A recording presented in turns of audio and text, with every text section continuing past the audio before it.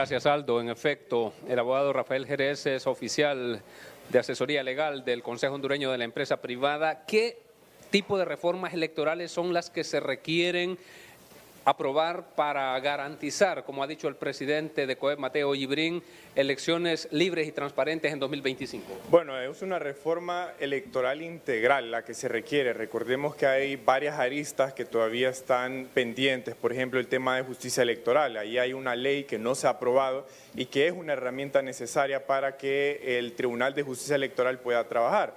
Hay el tema de la segunda vuelta, que actualmente está a nivel de dictamen en la Comisión de Asuntos Electorales y que requeriría una reforma constitucional. Entonces, digamos que para enero del próximo año es como el último plazo para poder aprobarla. Y en materia de financiamiento de campañas políticas sí es necesario hacer una revisión profunda de la ley de política limpia, porque sí ha tenido algunas reformas que de alguna manera debilitan la capacidad de la unidad de política limpia de poder fiscalizar el financiamiento de las campañas políticas. Entonces, ustedes pueden ver que es una perspectiva bastante integral, pero todavía estamos a tiempo para poder abordarlo. Creo que el llamado es no solo al Congreso Nacional en términos abstractos, a su presidente o al presidente de la Comisión de Asuntos Electorales, sino a todas las fuerzas políticas que están representadas en esta comisión y que están representadas en el Pleno del Congreso, porque cualquier reforma electoral necesita mayoría calificada y eso implica que los tres partidos mayoritarios tienen que estar de acuerdo. Y no es sano para el país dejar reformas electorales de aquí a un año que se convoca a elecciones primarias y que vamos a repetir la historia de incertidumbre que vivimos hace 3 años. ¿Por qué no es sano? Bueno, no es sano porque en la medida en que hay incertidumbre en el proceso, eso permite que escale la conflictividad.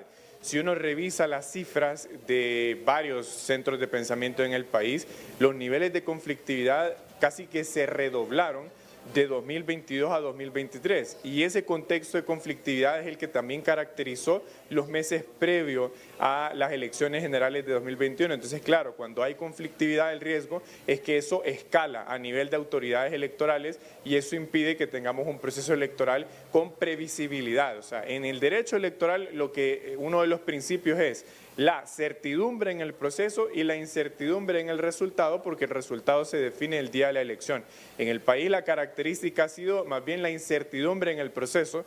Recordemos que antes de las elecciones recién se había aprobado la ley electoral, entonces ese tipo de cosas hay que revertirlas y ahora estamos a tiempo. La comunidad internacional, la sociedad civil han estado acompañando a los órganos electorales, pero las herramientas jurídicas le corresponde al Congreso aprobarlas y todavía hay tiempo para ello. Claro, y en el tema de algunas reformas electorales que sectores han mencionado que es necesario, como el balotaje o segunda vuelta, el crear distritos electorales, por ejemplo, dentro de estas reformas electorales, ¿qué debería pasar con eso?